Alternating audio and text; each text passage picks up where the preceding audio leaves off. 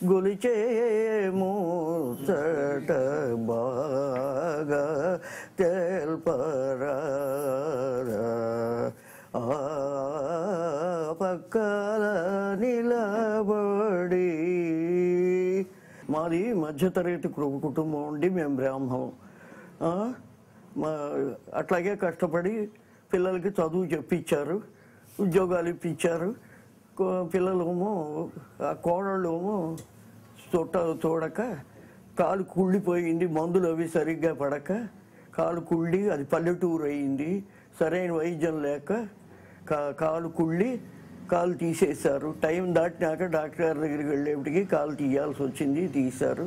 ఇప్పుడు 2-3 ఏళ్ళు చూశారు, ఇప్పుడు చూడటం లేదు.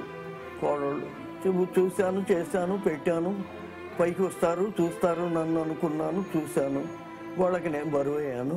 నేను ఇక్కడ మీన్స్లో జాయిన్ అవ్వే కారణాలు చాలా ఉన్నాయి. ఎందుకంటే నేను ఈ ఆల్టి వరకు ఎప్పుడైనా కార్పొరేట్లోనే పనిచేసినాను, యాజ్ అ అడ్మిన్గానే అక్కడ కూడా చేసినాను. నాకు ఇక్కడ కూడా ఒక అడ్మిన్గానే ఛాన్స్ ఇచ్చినారు. కాబట్టి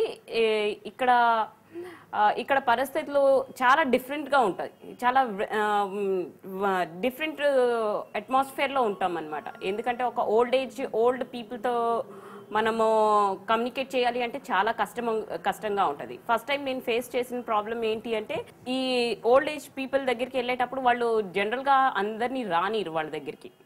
వాళ్ళు ఏదో ఫీలింగ్లో ఉంటుంది వాళ్ళకి. ఆ ఫీలింగ్తో, ఆ సైకో ఫీలింగ్తో వాళ్ళు మనని అవాయిడ్ చేస్తారు. కొన్నిసార్లు మన మీద ఏదో ఒకటి ఇసిరేయటము జరుగుతుంది. కాబట్టి మనం వాళ్ళతో ఫ్రెండ్లీగా మూవ్ అవ్వాలి. మెయిన్ వాళ్ళని డైలీ ట్రీట్ చేసే ఆయాస్ ఏమిటి మూవ్ అవి వాళ్ళని మనం మన కంట్రోల్లోకి తీసుకోవాల్సి వస్తుంది. నా పెండ్లి కాలేదు, నేను స్కూల్లో పనిచేసి నేను ఉన్న తండ్రి. నేను పడిపోతే తెలిసిన వాళ్ళు తీసుకొచ్చి ఇలా చేసిండ్రు. నన్ను అందరు మంచిగా చూస్తారు. అప్పుడు హాలి 10 రూపాయలుండి, హాలి 10 రూపాయల జీతానికి చేసిన నేను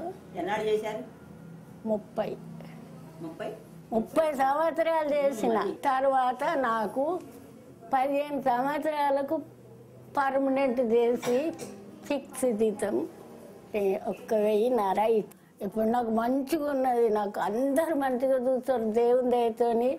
ప్రకాష్ సారు, డాక్టర్ అమ్మలు, సిస్టర్ అమ్మలు అందరు నన్ను మంచిగా చూస్తారు.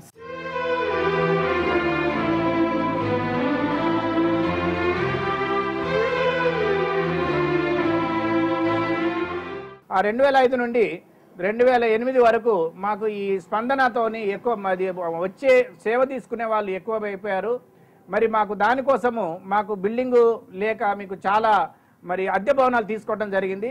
ప్రస్తుతం ఏంటంటే 5 అద్దె భవనాల్లో మేము దీని సేవ కోసము దీన్ని శాఖలుగా విభజించడం జరిగింది. ఒకటి మానసిక వికలాంగులకు, అంటే వాళ్ళకు మానసికంగా వాళ్ళకు ఇబ్బంది పడే వాళ్ళకు ఇది ఈసీఎల్ నాగారం దగ్గర చేయడం జరిగింది. అలాగే పూర్తిగా మెడికల్గా అంటే టెర్మినల్ ఇల్నెస్ వాళ్లకు మౌలాలి, తార్నాక ఈ 2 భవనాల్లో మేము వృద్ధి చేయడం జరిగింది. ఆరోగ్యం కుదురుకొని వాళ్ళంతటా వాళ్ళు పని చేసుకొని వాళ్ళ భోజనం చేసుకునే వాళ్ళను ఉప్పల్లో మేము జాయిన్ చేయడం జరిగింది. ఇలా మేము 2008 వరకు మా దగ్గర కనీసం ఏంటంటే ఇప్పుడు ప్రస్తుతం 135 మంది మా దగ్గర సేవలు తీసుకుంటున్నారు. ఇలాగా సేవ చేయాలని చాలా మంది అనుకుంటూ ఉంటారు, కానీ తమ వ్యక్తిగత కారణాల వల్లనో లేదా ఉద్యోగ పరిస్థితుల వల్లనో చేయలేని పరిస్థితుల్లో ఉండవచ్చు. కానీ మీ విలువైన సమయాన్ని ఒక్కరోజు మీరు ఈ వృద్ధుల కోసం మీరు స్పెండ్ చేసి ఒక్కరోజు ఈ వయసులో వారు కోరుకునేది కేవలం ఒక ఆప్యాయంగా పలకరించే వాళ్ళు, ప్రేమను అందించే వారి కోసం వారు ఎదురు చూస్తూ ఉంటారు. కాబట్టి ఎవరైనా వాలంటరీగా వచ్చి వీళ్ళని పలకరించవచ్చు, ప్రేమగా వారిని